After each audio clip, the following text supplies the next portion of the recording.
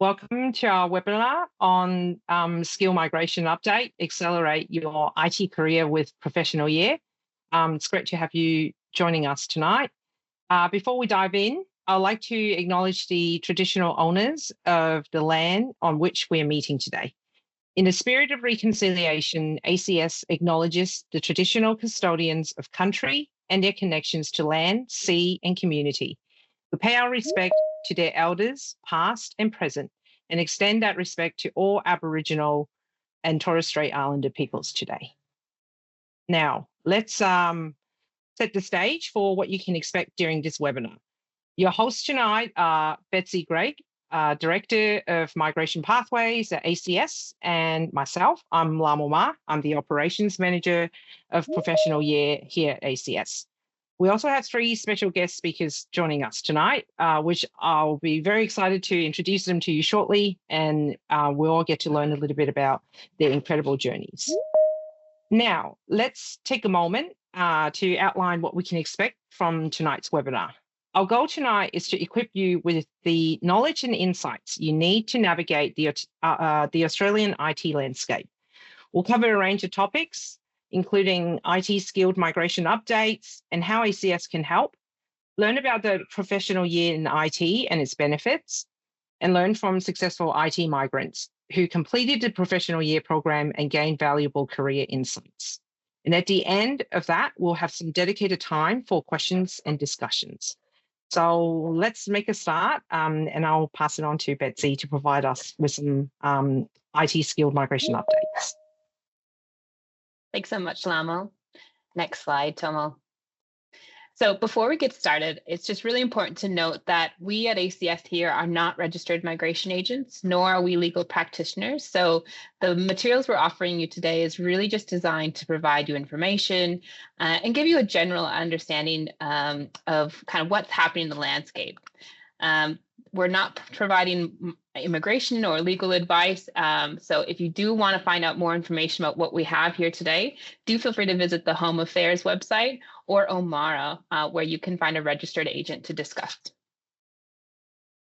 So before we get started, it's probably important to set the scene around who is ACS? What are we? What do we do? So ACS has been designated by the Skills Ministry for the Department of Home Affairs as the nominating assessing authority for ICT professionals since 1996. We also were gazetted to support the Professional Year program in 2008. And just recently in 2023, we were also nominated to assess data science professionals. So our remit is quite vast, and we've been in the game quite a long time. And today we now offer 24 different ANSCO codes in IT and data science, common codes including ICT business analysts, software engineers, ICT security specialists, and many more up and down the occupations of IT. Migrating professionals come to us from all over the world, with top countries including India, Nepal, and China. Through ACS, both our migration pathways, but also as a member, we have quite a few services available. So while we won't cover it here today, we support the skill assessment function, and it can be quite confusing and challenging. And so we want to demystify that for you.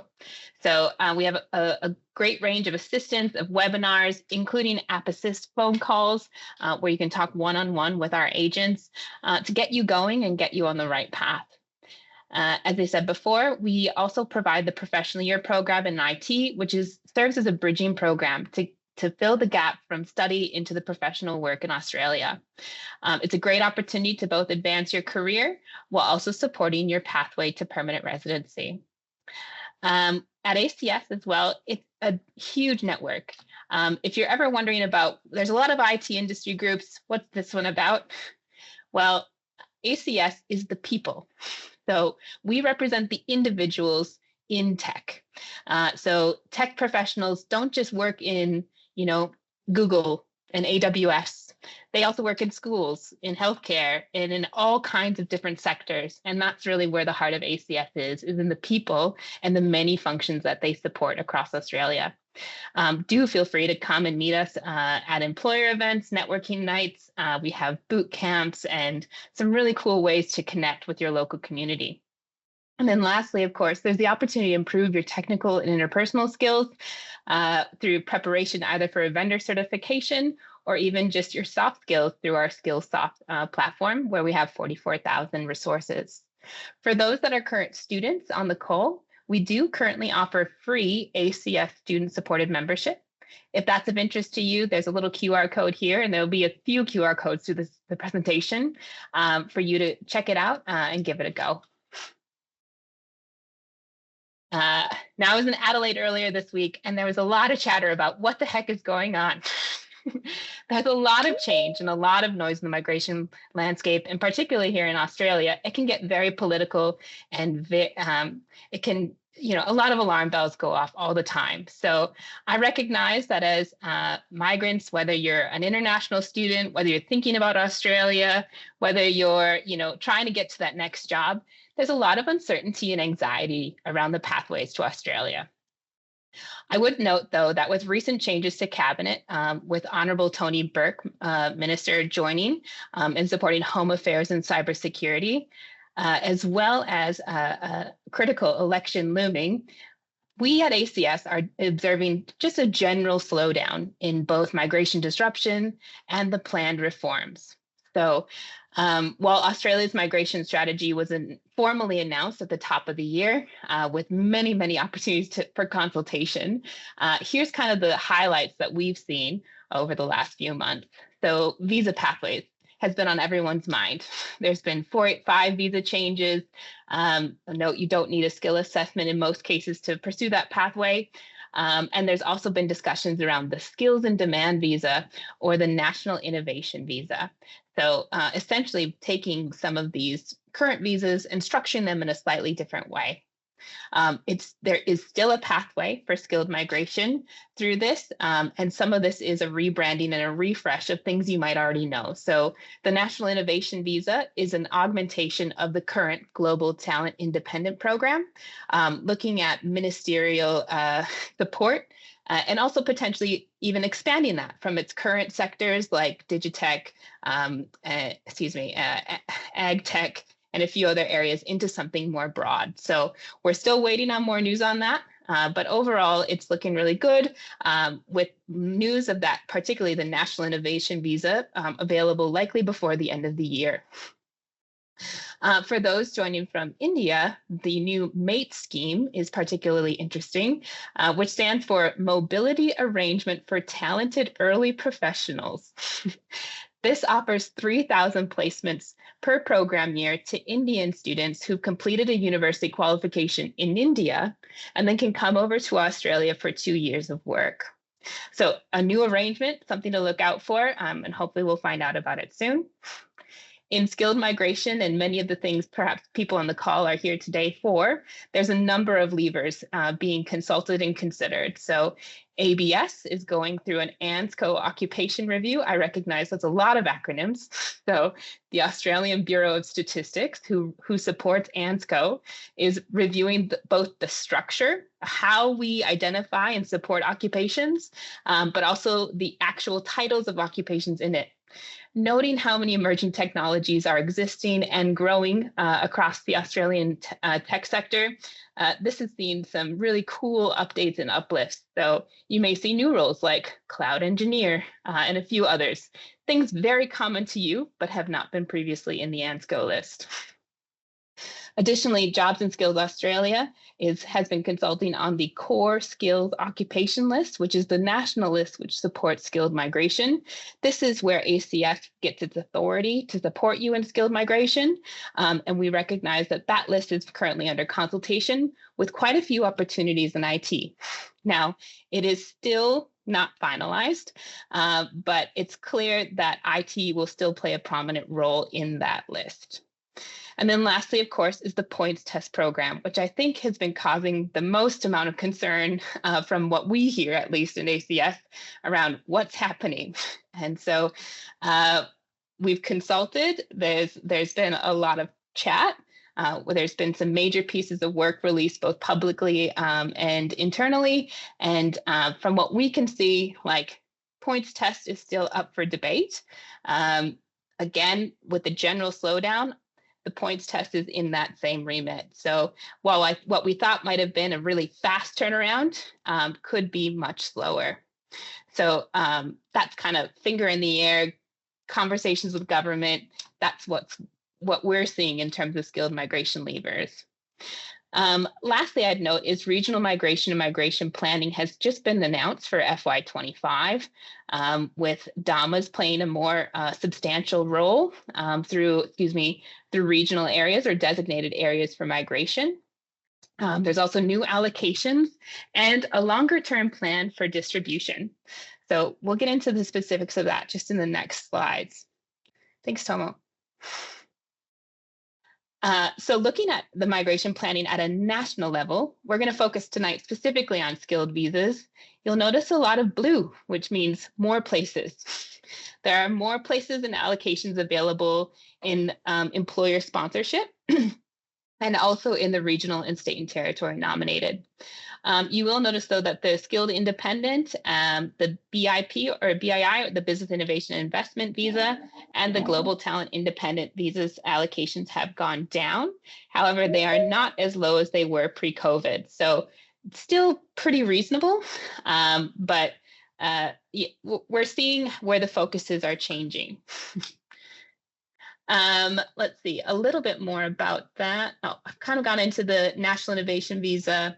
And on this migration planning at a national level, government is committing to moving to a multi-year plan. So while many migrants perhaps are looking at this planning allocation year by year, kind of biting your fingernails, what's going to happen, the hope is to move to an extended 4-year horizon.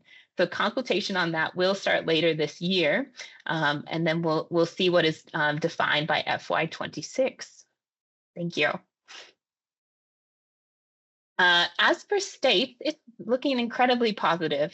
So all states have more allocations than they had last year, with the exception of Queensland, but only just slightly down.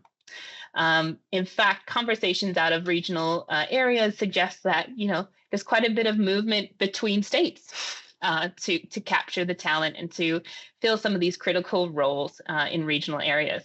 Now, when we talk about regional areas, consider in migration that regional is anywhere currently outside Melbourne, Brisbane, Sydney. So that's a big chunk of Australia. So together with all of this, your state and territory nominations account now for 36% of the overall planning and 50% of the skills stream in total. Let's see. Just checking my notes. I want to make sure I give you all the information I can. Now, some notes, though, on this. While it is really good news that allocations are going up, it's important to recognize that these expressions of interest or the opportunities at these states have had queues and backlogs of interest in them for some time. So by opening it up, oftentimes what that does is it directs it back to the queue of people who are still waiting from the last round. So noting how popular some of these states were compared to others, you may notice that it won't be an immediate turnaround time on a new application, as they do have a bit of backlog to go through.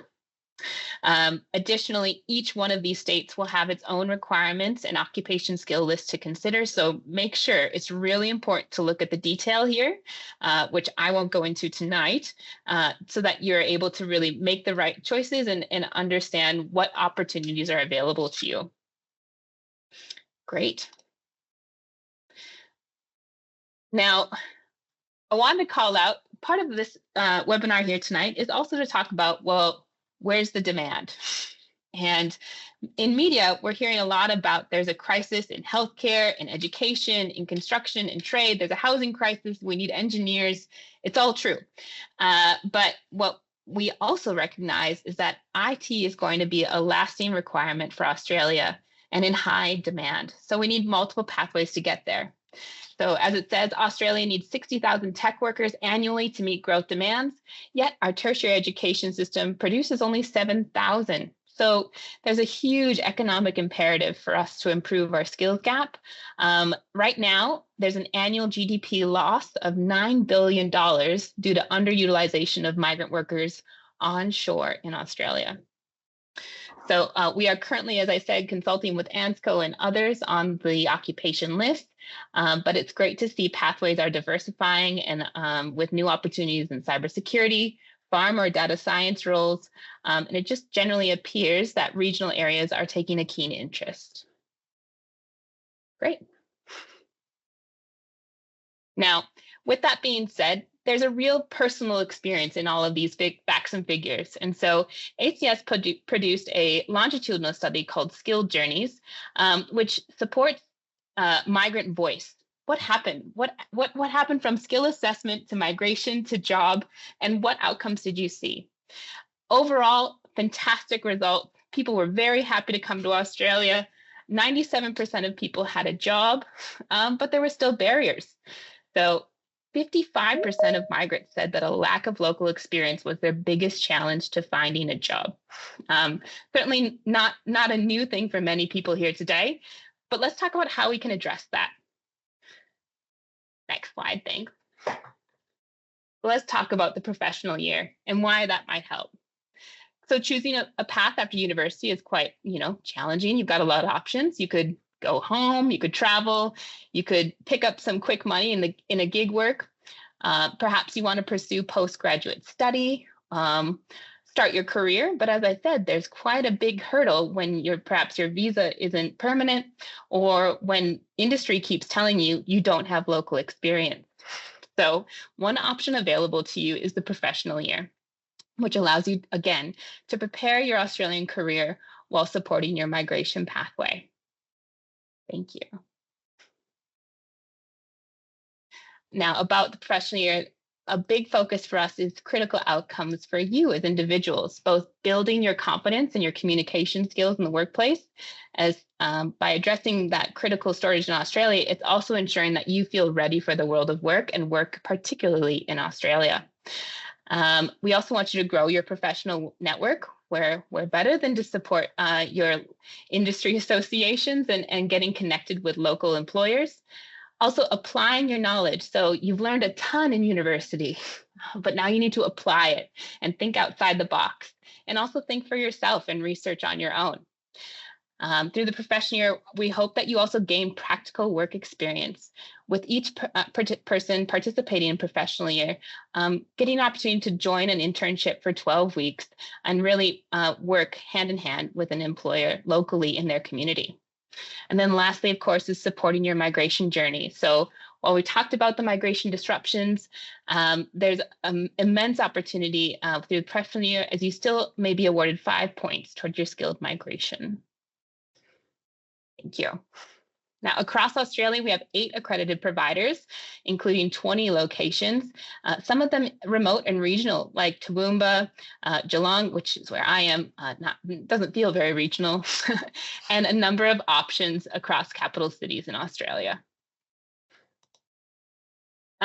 As for entry requirements, you are required to hold a valid passport and visa that allows for full work and study rights, with 485 visa holders typically pursuing the program. You are required, though, to have at least 365 days from the date of PY commencement to ensure you can complete the program in full. Entries also must have completed an IT major bachelor's degree or higher, with many of them coming from a master's degree at this stage. You also must meet the Australian study requirement, with if you have a student visa or grad visa, you'll get very comfortable with that requirement. Go to Home Affairs if you want more information. Then, of course, completing an English language test within the last 3 years that demonstrates a 6 or higher in all bands of IELTS. And then lastly, we do offer an application interview. This is not something to scare you, but just merely a sense to make sure that we set expectations and that you know and we know what kind of internship experience or specialism you have in IT, so that we can make sure that we get the right fit for you from the start. Excellent. Toma's going to play a small video just to talk a bit more about what's inside the PY. Professional year program is really important for students in a sense where to understand the Australian workplace, giving tools to individuals to be professionals, to have an opportunity to learn about Australian workplace, just so that they feel confident to enter the Australian market. How to, respond to the challenges in the work environment and how to accept the culture. Be part of an industry that is thriving and growing in the Australian market. Be job ready and be a part of the technology people. I got to connect with so many big mentors here at ACS who helped me, supported me throughout my journey. So you build your confidence at the same time you improve your communication. So it's like full package. it was very useful, yeah, because I made really good friends with other people, and also I made some professional contacts. In addition to networking, I must say all the classes online was also super useful. There are plenty of materials in ACS website, like learning accelerators, the in-person seminars, webinars. We were all signed up for the Learning Accelerator, and we all selected a couple of the training options. You can enhance yourself, you can build your career, build your professionalism. We've been given many opportunities to get our hands dirty and try out these new skills that we want to develop for ourselves and be able to do that in a safe environment as well. I was able to upskill what I knew and also get in trend with the current market. They give you the guideline of what really happens on day-to-day basis in our office environment. Also, they give me a chance for internship. And also the internship program, which really helps the other students who are doing this course to get an entry in the art industry. Landing their first opportunity in the tech sector. It has a lot of modules that focus on your presentation skills. So by the end of the day that you are going to the market, if you are working in the IT sector, you know how you want to present. They start learning from the very basics, like the resume writing, cover letter writing, interview practice. Learning about how to write a resume that stands out to employers, how to make an impression in your interviews. To get the dream job, I get extra 5 points for my farmer residency. I have got my extra 5 points as well. When I was giving my farewell speech to everyone and tell them that you have to do BY and you have to focus because this will help you, improve yourself from the student level, from the learning thingy to a good to go professional individual.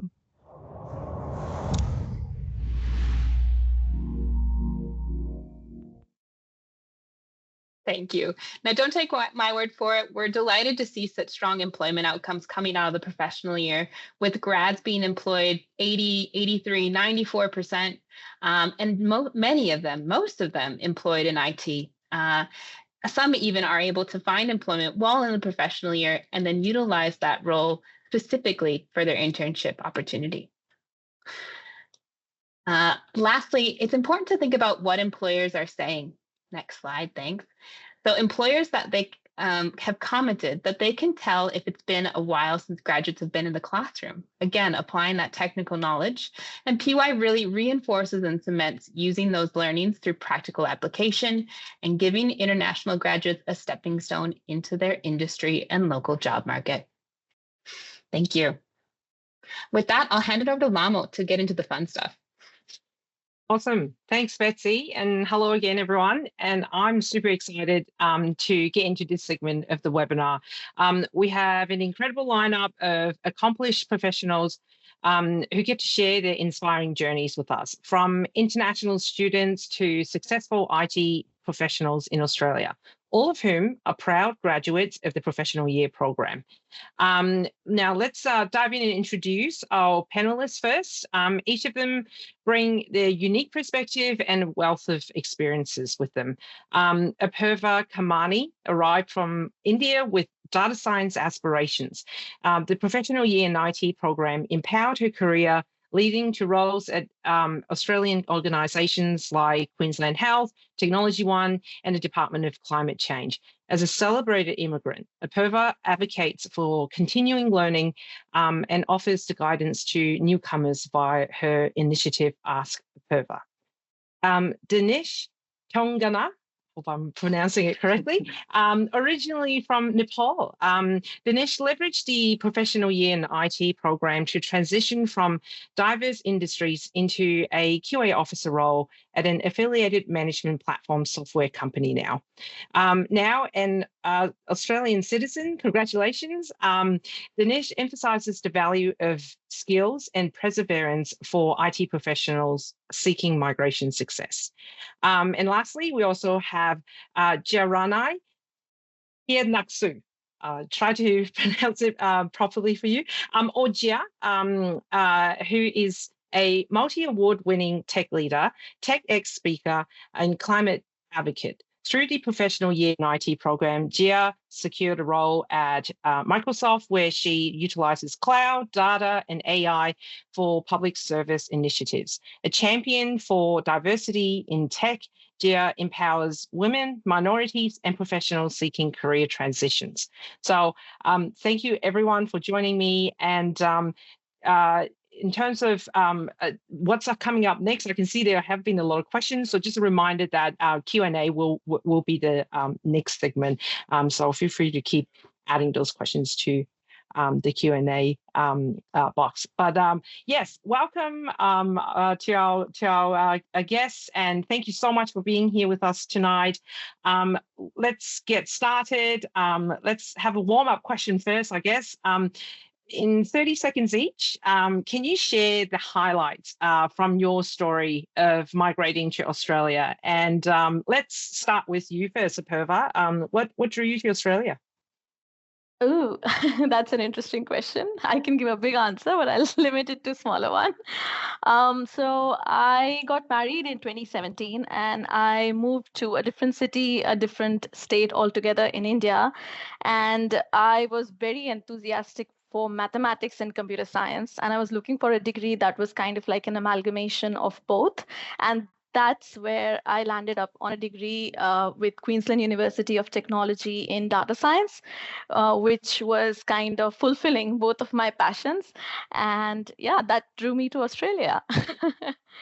Awesome, thanks. And what about you, Gia? What are some of the challenges that you experience as an early career professional? The challenges are understanding the Australian work culture. Like when I first started, now I'm actually in the role for 5 years. I'll say I know it like a back of my hand.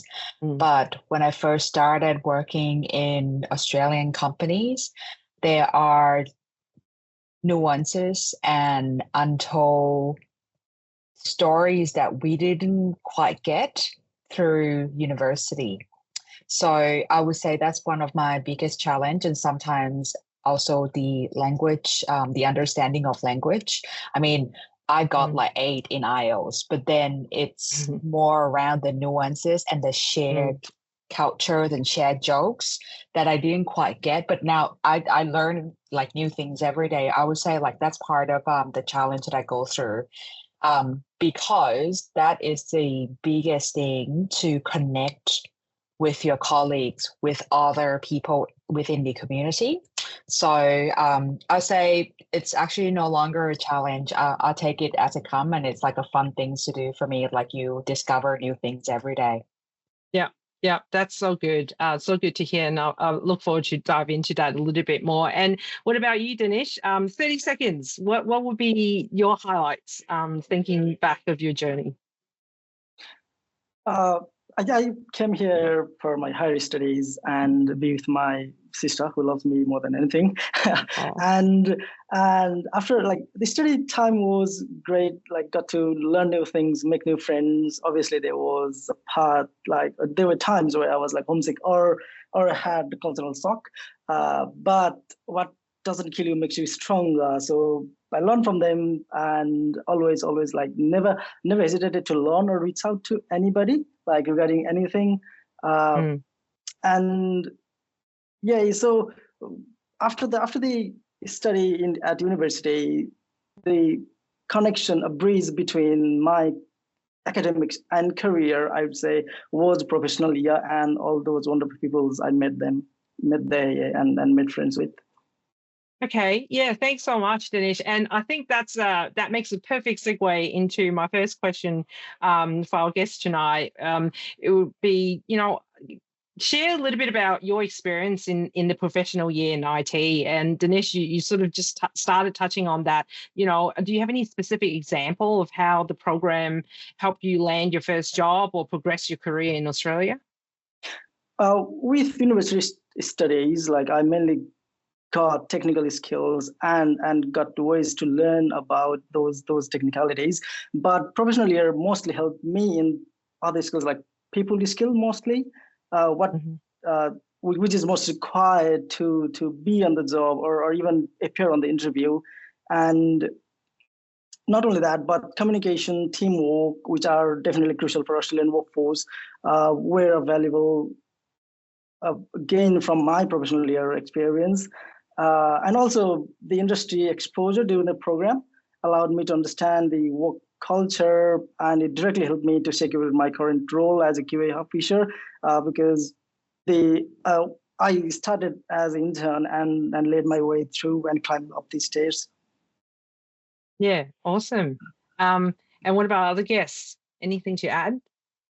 For me, it was kind of like an eye-opening experience because when I arrived in Australia, I didn't know about the professional year program. It was while I was doing the degree, I understood that this is something that would help me in my career development, and they kind of focused on the littlest of things like writing proper emails in your professional environment to giving you an opportunity to talk in a group environment and do presentations. And I feel like they give you the nudge to kind of open yourself up to a wider audience and learn how to present in a better way, which was something that was not possible at a university scale because there's so many things happening in the university, but here you have a classroom pack of people who want to listen to your story, and that was very good. And that's why I feel like for my initiative also, Ask Apurva is something all related to helping the students kind of start their journey with their first job in the country, because I know how daunting it can be when while you are studying, you don't know where to start. You don't have any idea what's your first thing to do, or even if you can apply in the same industry as you are studying, like, is it okay to apply or is it too soon? All of those questions keep coming in your mind. But then when you have a bit of hand-holding, a bit of mentorship from a person who has already done that, then that kind of paves a path in a better way. So that's kind of my payback to everyone who contacts me, because I feel like if I was not mentored in that way during my journey, I wouldn't be here today. Because it's just that sometimes you just want someone to look at your resume for a minute. And if they give you a little bit of feedback, then that can actually lead up to a full-time role, which is like the biggest thing, biggest achievement after graduation. So yeah, and I'm so thankful to the mentors and everyone who helped me in the journey and even professionally. And Gia, did you still keep in touch with any of the mentors that you met in your professional year program? Unfortunately, I didn't have any mentor from the professional year program, but I did attend a lot of ACS networking events. Yeah. That actually was way before professional year as well, and I kept it up even when I was doing professional year. And I say that was the one that made the biggest difference for me, because you get to meet the people within the industry. And sometimes, like, you don't know, like, what's gonna happen next, like, what's this dot's gonna connect to the next dot. I'll share some of my stories. So I went to a networking event in Western Australia because I'm actually based in Perth. And one of the panel speakers, she was a vice chair of ACS WA at that time. So Michelle Sanford, I don't know if anybody have heard about her. And she gave a talk, super inspiring, talk about women in tech back in the time that I was joining IT. it was still very male dominated and not a lot of women initiative. So I heard her speak and I was so inspired. And when she finished, she was actually quite popular. So there were like a lot of students queuing up to speak to her. So I was queuing up and then I got to her and say, "Oh, Michelle, I am so like inspired by your speech. Like, thank you so much for sharing like your experience about like women in technology. I aspire to be like where you are today." We just have a little chat, right? I didn't ask for any job or anything. I just feel like, oh, if somebody did such a great job, I want to let them know. So that's what I did. And 2 years after, there was a job on Microsoft.com, career.com. So I actually applied, and the person that interviewed me was actually Michelle Sanford. I did not have to explain myself of my values or whatever, because I kept seeing Michelle over and over from that event on, right? Because she always like in some like in the community events. So I guess like for me, like, okay, it's okay not to have a mentor. And sometimes you need to gel well with your mentor as well. I met my mentor somewhere else, not through ACS, but the networking event was valuable for me. And it's not a place where I go and ask for jobs. And maybe I'll touch on it when we get to the practical tips, because that's where I see a lot of people did like trying to ask for a job during the networking event. And people are tired, like, you know, like to get those like hundreds of requests. So I'll tell you more tips around how you can actually prepare to have a better networking experience when you go to like those ACS events. Yeah, for sure. Thanks so much. And very importantly, did you get the job? I did get a job after Well my done. first time. Well, yeah, I failed the first like round, and then there was another job and I got that one. Well, at first, if you fail, try again. So well done. Yes, Congrats that's on right.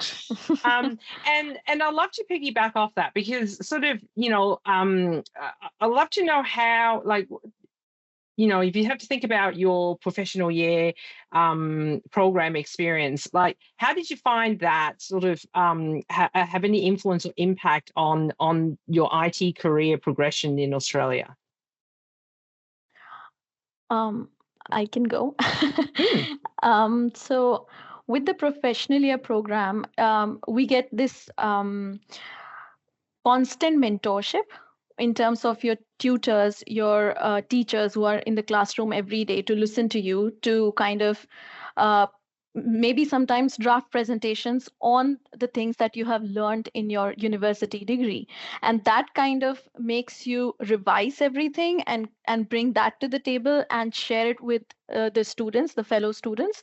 So that kind of pushes you in a way to, you know, go back to what you learned in the university level and brushes you up for what's coming next. So I think, and I feel like there is always an opportunity wherever you are. Like while I was doing my professional year, I was also in association with ACS, and I constantly went back to the webinars and the sessions that were available online to go through the IT-based skill sets and all of those things, so that I could improve myself, even if it was just some kind of a tutorial regarding Power BI or even regarding Tableau. That would be something that would intrigue me, because that's my area of interest. And you can learn so much from a person who's already working in the industry, because they're working on real data. So so I feel like those two platforms give you a solid base to start your career in the field that you want to be in.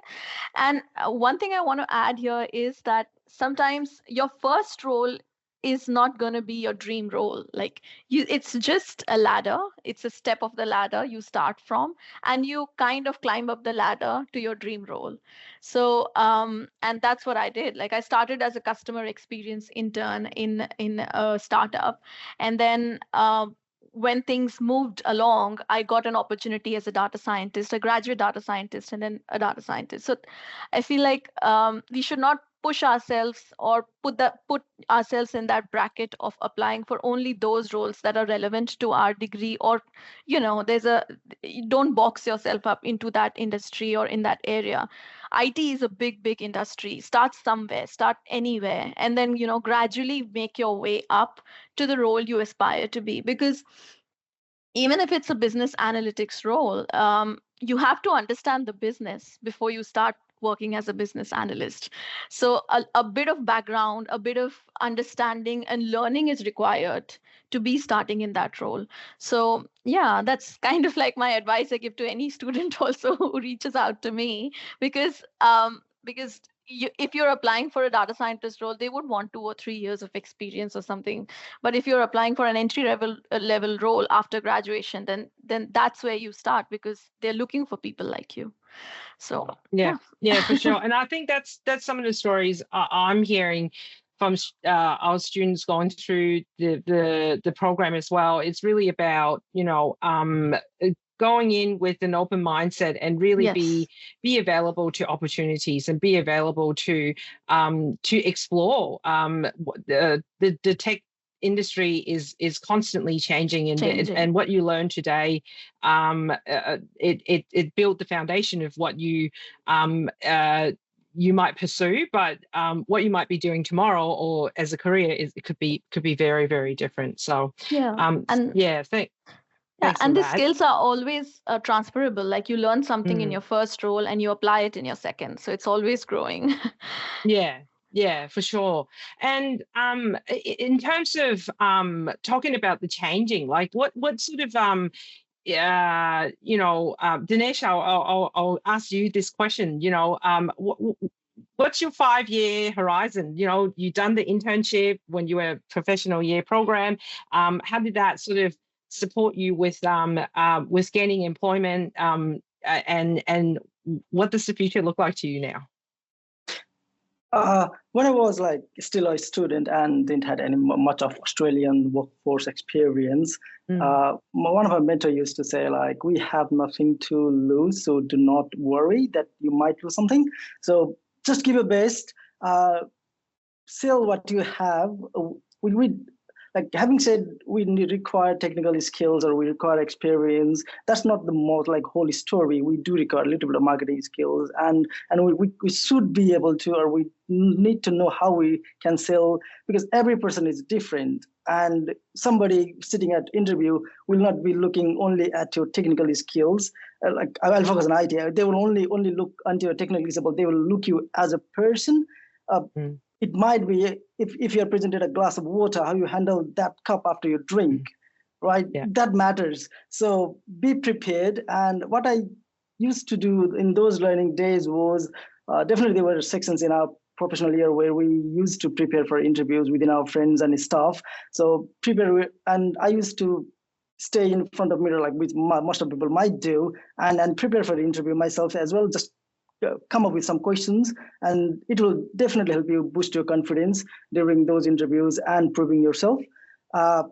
Now, as I've worked my way through internship and as a junior analyst role to our official role now, so what I am doing now is I'm developing a little bit of more skills on automated and security part, so which I think is a little bit of it is more valuable or is integral part of software development, the industry that I'm mainly based on. And also along the way, I'm developing and learning new people skills. So sitting more with our clients, being exposed to the people and the stakeholders. So even if you sit with your CTO or somebody and then have a little bit chat about a project, that will hugely improve your communication skill and will definitely won't go in vain. Yeah, thanks so much for sharing that, and yeah, well done on what you have achieved so far as well. I'm going to ask this next question to Gia. And sort of shifting a little bit away from, you finish your professional year program and, think back at that point, you're probably really thinking about, okay, how to continue on this success and particularly, with settling here in Australia. So Gia, can you share your experience with the migration process in Australia? The good and the bad, we want to hear it.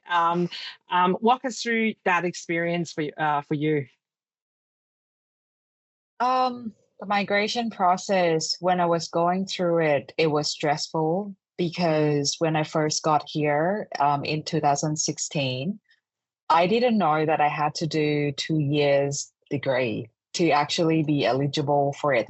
Because when I went to read the requirement, it was not well described. Unlike compared to now, it was still very minimal in terms of information, and I got really confused. And I think at the time, I also didn't have a really strong English understanding either. So I completely missed that biggest requirement. So when I finished my first master degree, which is in commerce and business information, I could not be eligible to apply for the grad visa or to have a pathway to permanent residency.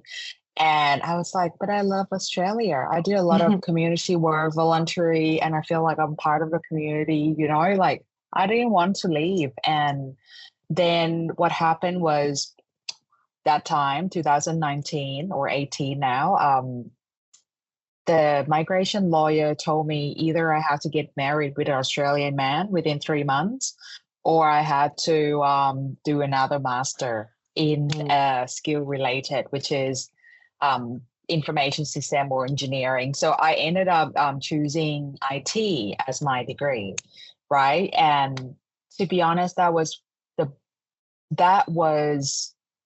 the thing that changed my life forever. Let me put it this way, because I did not have a technical experience. I could not code. I didn't understand database. Everything that I learned, I just learned it in my second master. And it was a lot of struggle. But also, ACS always come out with a report every year saying how many people drop out from IT or something like that. And back in my time, there were so many people dropping out from the IT or computer science degree because it was so hard. But for me, I don't know if it's a blessing in disguise, because I was like, if I don't finish this 2 years degree, I'm going back.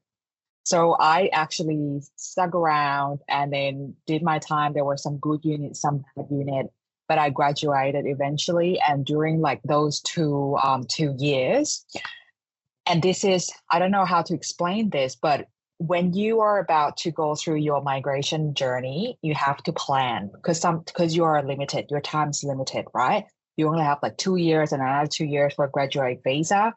You need to be on constantly updated with the news of what's going on and trying to build that in to your own plan, because it takes time to build up profile. So for me at the time, I was like, all right, I need to stand out and I need to be employable, but how would I do that? So as part of all of those migration changes, because there was a changes in government as well at the time, so a lot of things has changed. It impacted the migration, but I was like, yep, I know if I do certain things in my journey and I keep it going, networking, connecting with people, volunteering, doing part-time job that is in my field, not supermarket job. I'm not saying that is not a good job. It is a good job if you looking for money for reducing your expenses, but it doesn't fit my goal, because I wanted to actually get a job and be employed and get the PR, right? So I actually trying to build that in and be agile and adjustable with the 2 years that I have left, because once I get my last student visa, I don't think I could get any more. Anyways, there was a lot of work. I remember it was so stressful because I was working 3 jobs, volunteer 3 jobs, and also doing studies full time. But all of those was paid off. And I was also do the professional years as well, because for me, I already got a job at the time. And you might ask me, why do you even get to do the professional year when you already get a job?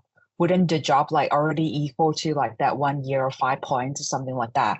because I actually have gone through the changes in government, and I know like you need to maximize point as much as you can. I was like, if I am gonna get a point, I'm gonna do it.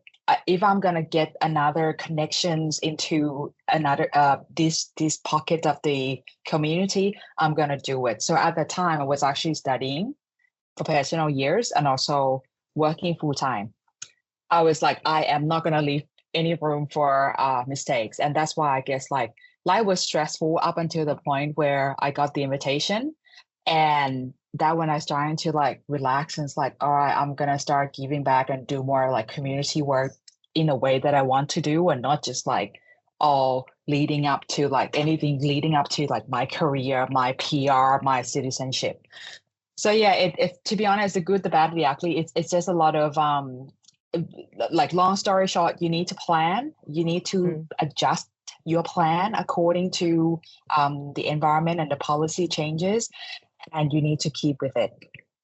Yeah, absolutely. Thank you so much. And we are at time with this segment, and I think what this have told me is that we probably need to have another event that is just for us to talk.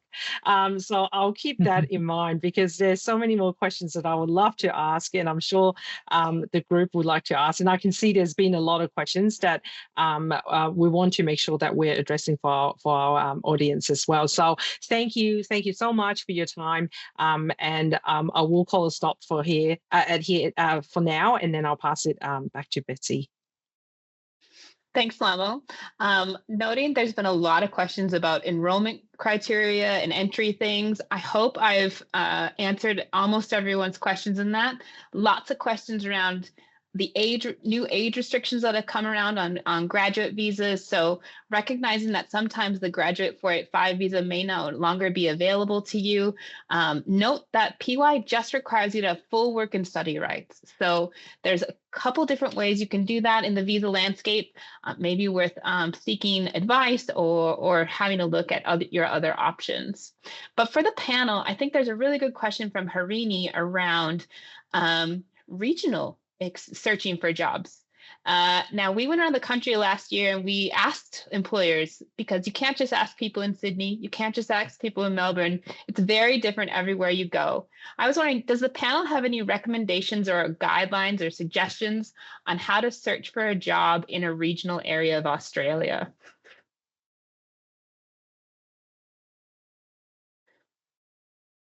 I'll go with my experience. Sure. I want to cover regional as regional, but if you definitely have a plan, or if you are not dynamic and want to invest in regional areas, definitely look for things. But before that, just take a step back and think what you need is just a job. Doesn't have to be regional. There are pathways which you can take working in city areas as well. Me myself had that same question: should I move to regional, where every one of my friend had dropped IT and moved to regional areas and pursued pathway. They are well settled now. They have their PI as well. But me myself, I stayed here. Started as an intern and slowly worked my way to paid job, which we definitely require. So I think the better would be if you just have a job, and then if you have you have something to grab on, and then work for other things that you might need in future. Yeah, and if I could add to that, there's always networking sessions happening in your field. So I think making sure that you are up to date of what event is coming, because universities also work hard on bringing the employers together and then setting up some employment event or something. So if you can register for that, go for that, and introduce yourself to each of the booths, so that way you get to meet new people, you get to share your LinkedIn profiles, and this way you kind of get an exposure to the area you're interested in working. So that's one of the ways. I think regional is similar to any other place. Like, you have to start fresh and you have to work really hard. Yeah. And oftentimes it's just getting your name out there. So thank you so much to both of you. Another great question was, do any of you have any tips for how to navigate if you have a gap in your employment? Maybe it's a 1-year gap or something. What would you recommend to them? A gap in terms of they went somewhere, studied something, or like nothing at all. Like yeah, just a gap. Maybe they went. Maybe they were a carer. No context. Excuse me. Yeah, I would suggest like starting with the certification. There are ample certifications available within the different IT domains they want to start with. For example, if you want to start with Tableau, go for a fundamentals Tableau certification, because this gives a bit of assurance to the hiring team that you have done your background work and you are ready to start in the industry. And this is just an example, but if you're starting with testing, if you're starting with even customer experience, there's a lot of work and a lot of background certifications and courses that are available even on LinkedIn Learning, which you can put on your LinkedIn page and vouch for what you have learned. And I think what I've learned from one of my mentors, and I don't know if he's listening today, Adam, he says that you have to make your digital profile active, very, very active. You have your digital face apart from your actual face. So LinkedIn is your digital face. Work on your LinkedIn page. And even if you have taken a gap for 6 months, keep working, keep improving yourself as a skill-based thing, and keep posting about that on LinkedIn so that everybody knows, whoever is hiring you has a trail of what you've been doing in the past, even if you have taken a gap. So I think that's my advice. Fantastic advice. Thank you so much. Thank you. And thank you so much to our panelists. It's lovely to have you here tonight. I feel like we could stay on and on and on and keep chatting.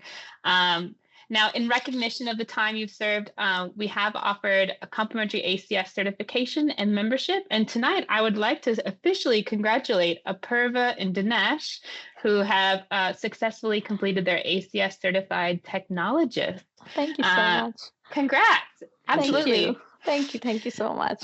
I hope the process was well received, and it's a great avenue for those who've completed the professional year that you can, continue to engage with ACS and take advantage of the resources. Awesome. Well, from here, mindful, many of the questions are around professional year entry and what should I do and how do I pick a provider and what are the fees? And so let's kind of get into that just a little bit before we go. So I'll just pick here along.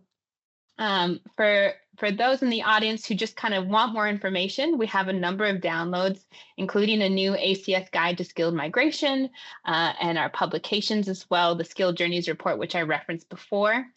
If you have migration skill assessment questions, which I think there were quite a few, do feel free to join us. The first Wednesday of every month, we host Find Your Path webinars, which is a deep dive, and we spend 45 plus minutes just on Q&A. So recognizing we didn't have a great deal of time today, you can certainly get more out of it, with the next one being next Wednesday.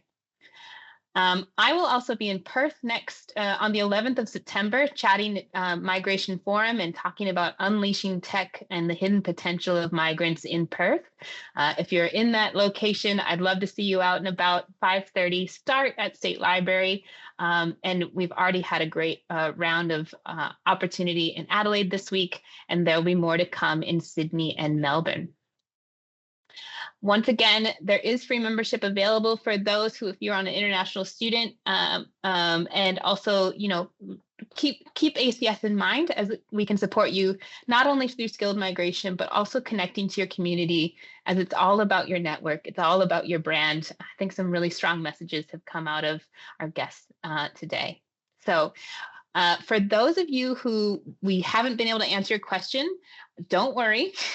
Tomo will pull all the questions out. We'll get them all answered, and we'll likely send them back out or directly to you following the session, as well as the slide deck. For those who are interested in the professional year or want more information, feel free to head to our website.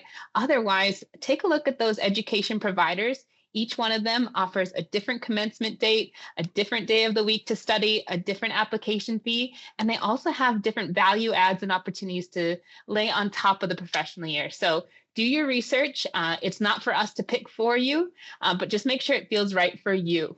So with that, ACS and all the professional year team is here and available to you if ever you have any questions. And we hope to see you online or perhaps at a networking event soon.